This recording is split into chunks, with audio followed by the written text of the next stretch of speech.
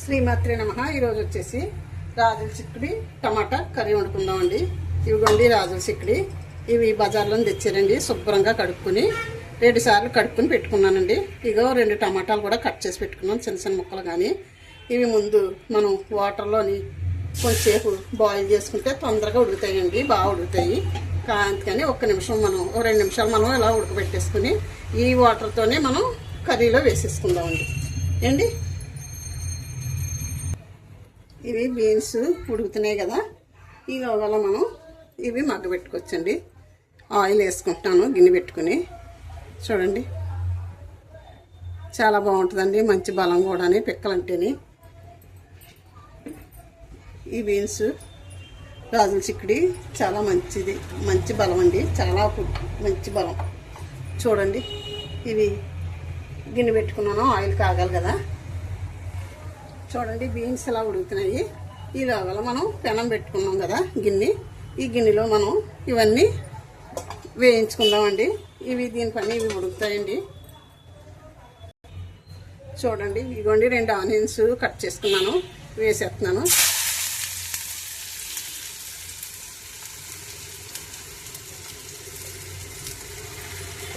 ఇవి వేయించుకోవాలండి బాగానే. దోరగా వేగిన తర్వాత గోల్డ్ కలర్ వచ్చేలా వేగిలాగా వేగాలండి. వేగుతున్నాయి కదా, వేగేటప్పుడే మనం పచ్చిమిర్చి కూడా వేసుకుందామండి. 4 పచ్చిమిర్చి కట్ చేసి పెట్టుకున్నాను, వేసుకున్నానండి.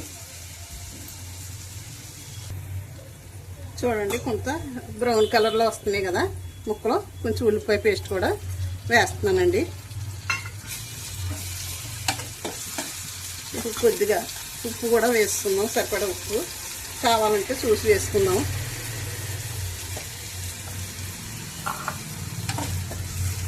ఇది చూడండి, టమాటా ముక్కలు కూడా వేస్తున్నానండి.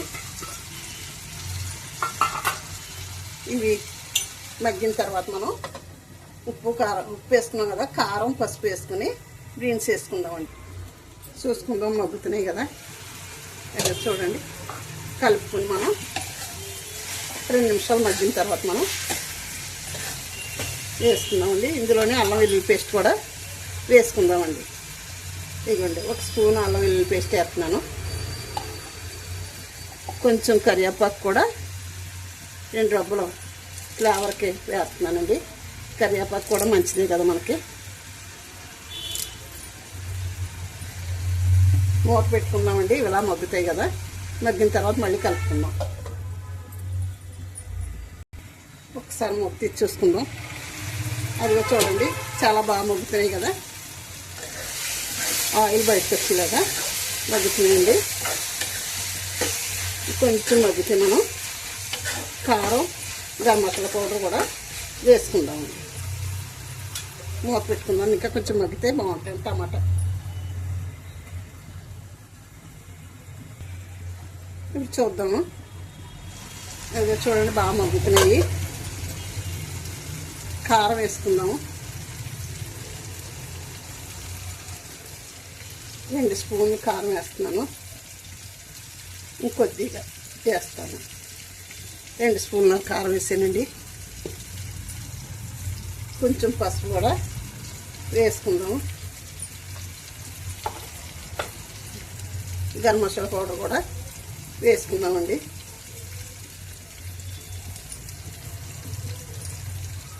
వేసి 1 నిమిషం ఇలా కలుపుకుందాం.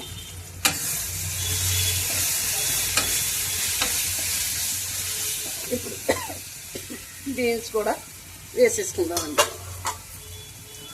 ఇది చూడండి, ఇలా బాయిల్ అవ్వే కదా, వేసేస్తున్నాను. ఇలాగే మనకి ఏగ అవసరం లేదండి.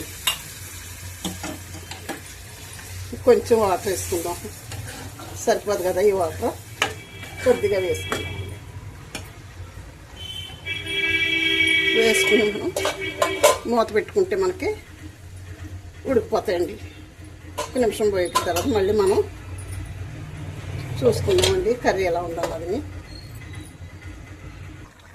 చూడండి, ఎంత చక్కగా ఉడుకుతుందో.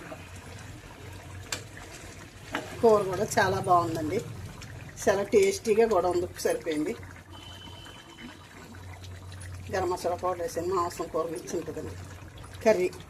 ఇలా వండుకుంటే ఈ బీన్స్ చాలా మంచివండి, కిడ్నీలకు కూడా చాలా మంచిదంటండి. చూడండి, ఈ కిడ్నీల ఆకారంలోనే ఉంటాయి ఈ బీన్స్, చాలా మంచిదంటండి. ఇంకా కొంచెం మగ్గాలండి, కట్టేస్తున్నాం. చూడండి, కర్రీ రెడీ అయిపోతుంది. ఈ పక్క స్టవ్ మీద కూడా చారు పెట్టుకున్నానండి, టమాటా చారు.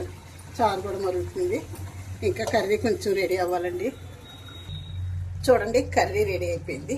దగ్గరగా చూపిస్తున్నాను. ఉడికిపోయింది కదా. ఈ గ్రేవీ ఉండాలండి మనకి. ఈ గ్రేవీ ఉంటేనే కర్రీ బాగుంటుందండి. చూడండి, చాలా బాగా ఉడికిందని పెక్క కూడాని